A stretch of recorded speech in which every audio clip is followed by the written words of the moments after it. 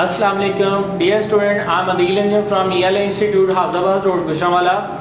Today we are going to discuss most important poem of graduation because I couldn't stop for death by John Keats. अच्छा बच्चे, John Keats की ये poem आपको पता है BA के सिलेबस के अंदर जॉन कीट्स की सिर्फ यही एक पोएम है, ठीक है। इसलिए रेफरेंस जब आप लोगों को आता है कि रेफरेंस कॉन्टेक्स्ट के लिए आपको पता है ना पोइट का नाम आना ज़रूरी है, तो वो उसको जानने के लिए दैट इज़ वेरी इंपॉर्टेंट कि आप क्या करेंगे, आप ये करेंगे कि आप इसको याद रखेंगे कि कीट्स की सिर्फ एक पोएम है और वो कौन सी है, व्हेन आई हैव फियर्स। अच्छा, इसके व्हेन आई हैव फियर कौन से फियर थे, और पोएम को स्टार्ट करने से पहले it is very important to know about the life of John Keats. John Keats के बारे में मैं थोड़ा सा आपको बता दूं कि इंग्लिश लिटरेचर के अंदर he has a very good name. सबसे पहले मैं बताना चाहता हूँ very very impressive thing that is कि ये 26 या 25 ईयर्स के एज में फोत हो गया।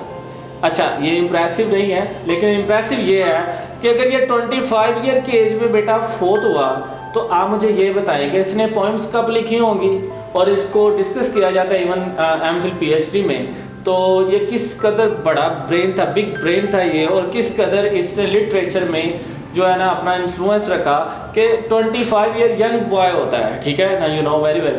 तो उसकी एज में ये फोत हो गया, ठीक है। अच्छा, ये फोत कैसे हुआ वो मैं थोड़ा सा डिस्कस करना चाहता हूँ। ट्यूबरक्लोसिस, टीबी की बीमारी जो आजकल कॉमन है और अल्लाह का शुक्र है उसका इलाज भी है, लेकिन उस वक्त ये लाइलाज थी और इसकी मदर उसी बीमारी से गई, इसका बड़ा भाई उसी बीमारी से फोत हुआ, और इसको भी जब ट्यूबरक्लोसिस हो गई इसे पता चल गया कि मैं भी अब मरने वाला हूँ, तो इसने ये पोएम लिखी व्हेन आई हैव फियर्स।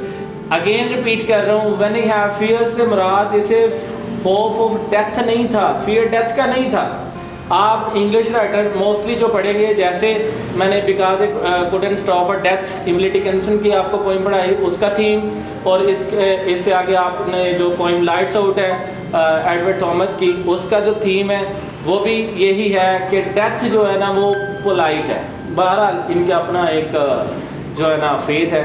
हम जो है ना come to the point, John Keats का ये डेथ का फियर नहीं है, उसे फियर क्या है वो पोइम जब पढ़ते हैं तो आपको मैं बताता हूँ कि उसको जो है ना वो फियर क्या है। Let's start the poem when I have fears by John Keats. अच्छा, जब हम पोइम स्टार्ट करेंगे, ये ना सोनेट है, और सोनेट का मैं आपको बता दूँ, सोनेट कहते हैं 14 लाइन्स वाली ऐसी पोइम जो 14 लाइन पे मबनी हो उसे सोनेट कहते हैं। सोनेट के राइटर सरे वाइट भी हैं, सोनेट शेक्सपियर ने भी लिखे हैं, वो मुख्तलिफ राइटर है, वो एक अनदर डिबेट है। एनी हो, ये सोनेट है, जॉन डन ने भी लिखे हुए हैं। अच्छा लो जी, स्टार्ट करते हैं। वो कहता है when I have fears that I may cease to be, मुझे ये खौफ है कि जब मैं नहीं रहूँगा, ठीक है। When I have fears that I may cease to be. अच्छा, वो कहता है before my pen has gleaned my teeming brain, मैं नहीं रहूँगा कब, before my pen has gleaned my teeming brain, कि मैं जब मर जाऊँगा तो I will not be able to write down जो मेरे ब्रेन के अंदर आइडियाज़ हैं, जो मैं लिखना चाह रहा हूँ, ठीक है, जो मेरे पेन ने बहुत कुछ अभी लिखना था, तो मुझे खौफ ये है कि मैं तो फोत हो जाऊंगा और वो मैं नहीं लिख पाऊंगा। खौफ डेथ का नहीं है, बल्कि क्या खौफ है कि उसे ये खौफ है कि मैं जो लिखना चाह रहा हूँ वो मैं नहीं लिख पाऊंगा। फिर वो कहता है before high piled books in charactery, in charactery से यहाँ मुराद है कि मतलब तहरीरी शक्ल में, मतलब वो जो रिटन फॉर्म में वो लिखना चाह रहा है। High piled books mean a number of books, a number of ideas which are you know in his mind and he wants to write on in the shape of poetry or literature in English history. अच्छा, तो वो यही कह रहा है कि when I have fears, यही fears हैं कि वो नहीं लिख पाएगा because he will be no more. आगे देखें, वो कहता है when I behold, और उसके बाद काम है, जैसे मैंने आपको जो पोइम है पॉलिटिक्स उसके अंदर बताया था कि कामे का यूज़ क्या है। बहरहाल यहाँ भी वो थोड़ा सा स्ट्रेस डालने के लिए वो बता रहा है व्हेन आई बिहोल्ड, जब मैं देखता हूँ, upon the night start phase, सितारों भरी रात को जब मैं देखता हूँ। अच्छा, सितारों भरी रात को वो जब देखता है तो what comes to in his mind, वो कहता है कि जब मैं सितारों भरी रात को देखता हूँ तो मुझे क्या होता है, huge cloudy symbols of high romance. वो क्या है, वो हाई रोमांस का सिंबल है, यानी कि सितारों से भरी हुई जो रात है वो हाई मतलब रोमांस है, रोमांटिक है, और it's a very beautiful night. तो वो कहता है मेरे माइंड में पता क्या आता है जब मैं वो देखता हूँ, तो माइंड में ज़ाहिर है एक बंदा, आप खुद अंदाज़ा करें कि एक बंदा जिसने फोत हो जाना है और उसे ऑलरेडी पता है, because his Elder brother has already gone, तो उसे पता है कि मैंने भी चले जाना है। तो वो कहता है and I think that I may never live to trace their shadows with the magic hand of chance.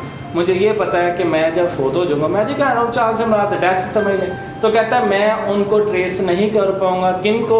ये जो रोमांटिक जो है ना नाइट है, सितारों भरी रात है, इनके सितारों के जो रास्ते हैं या सितारों के बारे में मज़ीद मैं एंजॉय बेसिकली नहीं कर पाऊँगा। उसका मुराद ये है यहाँ पे। तो कहता है जब मैं देखता हूँ कि मैं इस कदर रोमांटिक जो वेदर को, जिसको अभी मैं एंजॉय कर रहा हूँ, तो व्हेन आई हैव फियर से मुराद कि जब मैं नहीं रहूँगा तो मैं इनको एंजॉय नहीं कर पाऊँगा। और वो कहता है कि मैं इसे एंजॉय नहीं कर पाऊँगा, किसको? रोमांटिक नाइट को, वो जो हाई रोमांस का सिंबल है, सितारों भरी रात।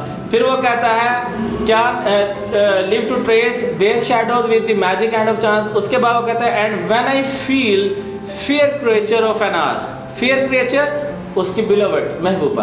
वो कहता है जब मैं थोड़ी देर के लिए, एन आवर से मुराद मतलब 1 घंटे के लिए, ऐसी बात नहीं, इसका मतलब है कि जब मैं थोड़ा सा इमेजिन करता हूँ ना, इमेजिन करता हूँ अपनी स्वीट हार्ट को, बिलोवेड को, तो फिर उसके माइंड में कहता है क्या आता है, कहता है कि मेरे माइंड में आता है and when I feel fair creature of an hour that I shall never look upon thee more, मैं तुम्हें दोबारा देख नहीं पाऊंगा।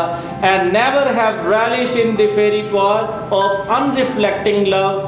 वो कहता है फिर मैं जो अनरिफ्लेक्टिंग लव है और फेरी पार है, जो उसके ख्याल में जाके वो एंजॉय करता है, उसको सामने देख के या उसके साथ बैठ के जो उसे फील होता है, और वो कहता है कि मुझे ये फील हो रहा है इस वक्त कि I will not be able to enjoy that particular love again because I will be no more. फिर वो नेक्स्ट कहता है then on the shore of the wide world I stand alone.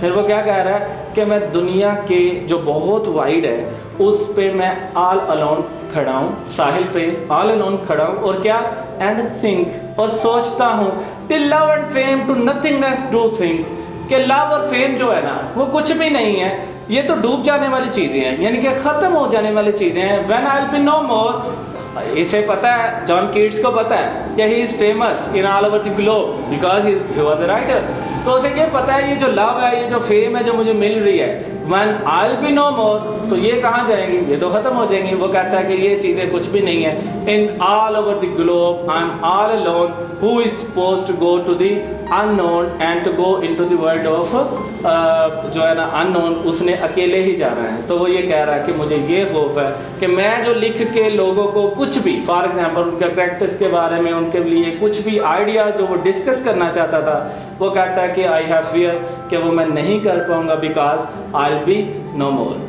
Thank you very much.